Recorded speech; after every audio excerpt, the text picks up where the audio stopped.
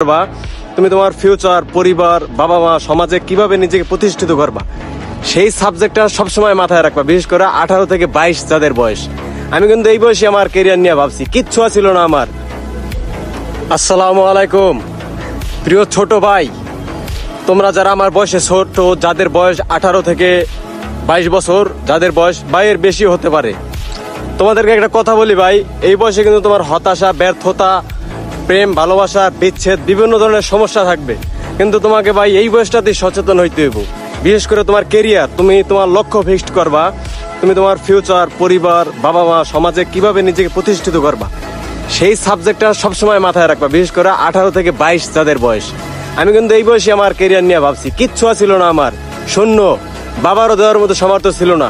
এখন আলহামদুলিল্লাহ অনেক ভালো আছি, অনেক কিছু করার চেষ্টা করতেছি, ভবিষ্যতেও করবো। তো নামাজ পড়তে যাবো, দেখা হবে ইনশাল্লাহ। খোদা হাফেজ, আসসালামু আলাইকুম।